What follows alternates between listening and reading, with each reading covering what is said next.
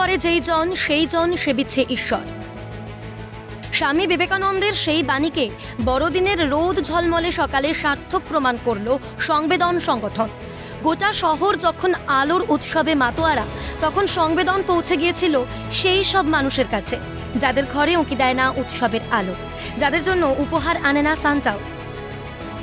সমাজের সেই ব্রাত্য থেকে যাওয়া পথশিশু ও অসহায় প্রতিবন্ধী শিশুদের মুখে হাসি ফোটাতে বড়দিন পালন করল সংবেদন।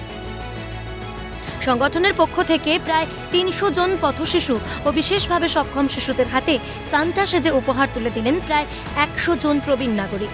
তবে সমাজসেবার পাশাপাশি এই সাম্প্রদায়িকতার বার্তা দিতেও ভোলেনি সংগঠন। মূলত তাদের বক্তব্য জাতি ধর্মের সীমা পেরিয়ে গোটা সমাজে সম্প্রীতির বাতাবরণ সৃষ্টি করা। এই প্রবীণ নাগরিকদের আমরা সম্মান জানিয়ে আজকে প্রায় ১০০ জন প্রবীণ নাগরিক তারা এসেছেন সান্তাক্লজ সেজে এইখানে ফুটপাতে থাকা প্রায় ৩০০ জন ছেলে মেয়ের হাতে তারা উপহার, খাবার দাবার বিভিন্ন জিনিস তারা তুলে দিয়েছে। সংগঠনের এই মহান কর্মকাণ্ডে সামিল শহরের একটি স্বনামধন্য ৫-তারা হোটেল ছোট ছোট ছেলে মেয়েদের হাতে উপহার তুলে দিয়ে মহান কর্মযজ্ঞের অংশ হতে পেরে খুশি তারাও। আজকে আমরা এসেছি আমাদের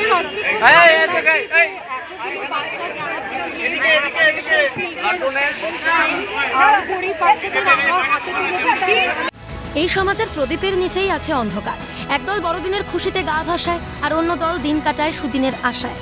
সমাজের মূল স্রোত থেকে দূরে তাদের জীবন কাটে অন্য ছন্দে। তাদের সেই অন্য পৃথিবীতেও এক মুঠো খুশির হাওয়া পৌঁছে দিল সংবেদন।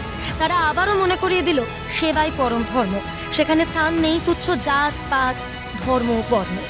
অভিজিৎ প্রামাণিকের রিপোর্ট, ক্যালকাটা নিউজ।